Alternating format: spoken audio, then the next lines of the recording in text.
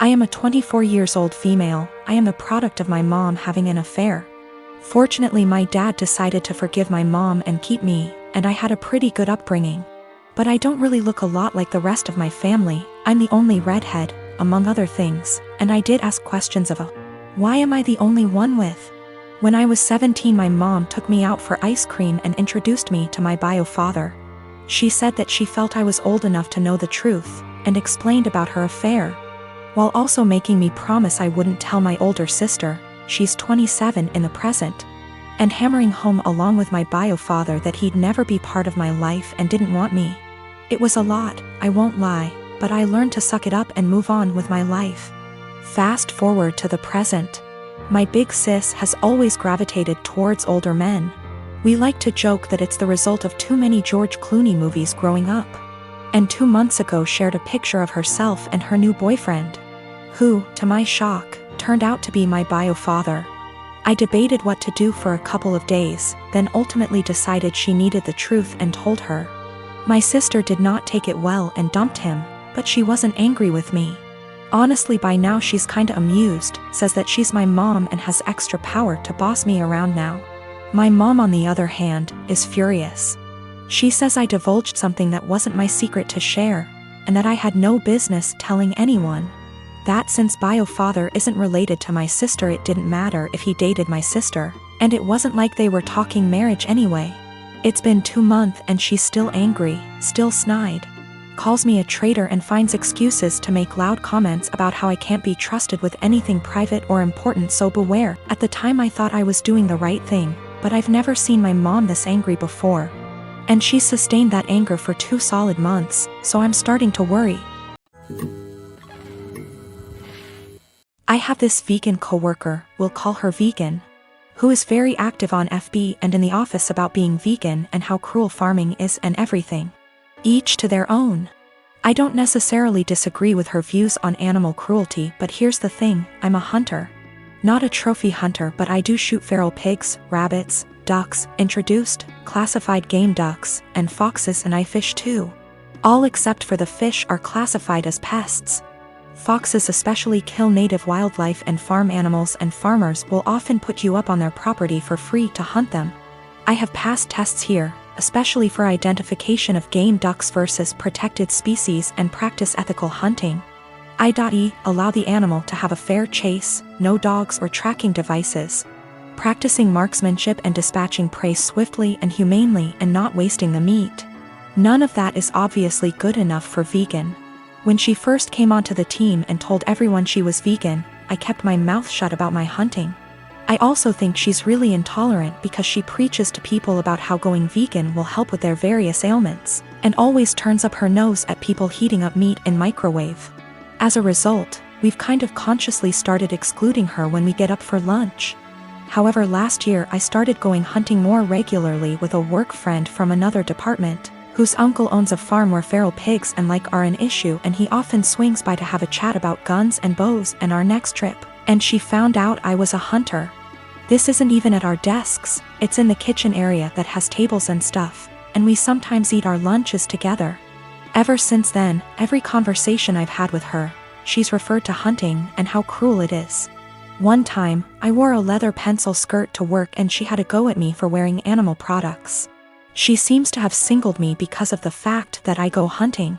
My boss has no spine. I've tried talking to him about this, but she just intimidates him and makes it seem like she's been persecuted, and he's backed down from that.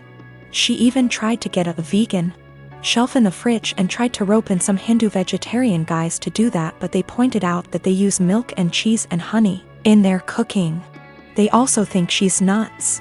It's gotten to the point where we go out for drinks on a Friday night at 5 and we never ask her. I don't organize these things, a coworker does, but my boss told me, when I brought it up in one-on-one meeting, that she feels really left out and she seems to think it's my fault because I've been here for longer and I'm somehow poisoning them against her, or something. I have since been conscious of this. If anyone starts conversation about vegan, I just say I don't talk to her unless it's work-related and she's more than adequate at her job. It's actually become something of a joke or catchphrase. I told my boss I don't organize anything except official events, and she's always been invited. If she's not invited to informal stuff, That's not even organized by me, then that's not my problem. The coworker that doesn't invite her, she managed to piss him off because he's eaten guinea pig, he's from Peru. And she asked him if he'd eaten any of his other pets. For the record, he never ate a guinea pig that was a pet, it's something they eat in Peru. Whenever she brings up hunting or anything, I just point blank ask her there was anything work-related that she wanted to talk about, and if there wasn't, I would start talking to someone else or just walk off. I have asked her multiple times to keep conversations work-related. I never start a conversation with her at all. Most of the time, she pounces when I'm in the kitchen making tea, getting water, or just stretching my legs. One time last week, a group of us were talking and she got up to join the discussion. A horrible silence fell over the group to the point where I just excused myself and went to my desk, and so did a few others. It all came to a head in our team meeting today when our boss, usually at the ends, asks if there's any positive news or celebrations outside of work people want to share, like engagements, marathons, charity appeals, etc., and Vegan sarcastically asked me how many lives I'd taken last weekend. I got annoyed and said her constant badgering me about my hobbies and choice to eat meat was discriminatory and bothersome, and that unless it was work-related, she was not to engage me in conversation otherwise, and told our scribe to put that in the meeting minutes. She seemed a bit shocked by that, and my boss looked uncomfortable but said fair enough. I thought that was the end of that, but the right before our boss went to close the meeting, 2 other coworkers also put their hands up and asked Vegan to only engage them in work-related discussions, and that they were also uncomfortable being given non-medical health advice pertaining to their choice to consume meat and their diets. Again, boss looked uncomfortable but asked Vegan to respect their wishes and closed the meeting. Vegan didn't look anyone in the eye after that but headed straight to the bathroom. My boss was trying to get one of the coworkers to see if she was okay, and I think one of them eventually checked up on her, but she was in a cubicle and asked to be left alone. She eventually came out and asked my boss to leave early, which she did. I feel awful now. She embarrassed me in front of my team with the lives taken comment, so I pushed back, but I am caught between not wanting her to miserable and not wanting anything to do with her at all. A few of my coworkers and I ended up in a proactive conference call after this with HR, who basically said that always been subjected to unwanted advice and jabs about eating meat was not okay. But some mediation was in order to ensure cut the tension in the workplace. The HR rep then called my boss, who explained what happened in the team meeting and complaints that we'd made one-on-one, etc., but then he went into a meeting room and didn't hear the rest of discussion. I don't know what to do, assuming she comes into work tomorrow, or if I should even talk to her at all. My husband had a serious injury weeks ago. He's bedridden and his family come to see him every day. Mother-in-law keeps drilling what I need to do to make my husband comfortable but does nothing to help. Just visits every day and sits around expecting to be fed and entertained. Sometimes Bil, his wife and kids join them and turn the house into a mess. Yesterday Mil, her husband and son came again. They checked on my husband, then went to sit in the living room for hours. I served them coffee and croissant. Hours later my husband threw up again, second time. I had to take care of changing his clothes and cleaning the sheets to avoid infections.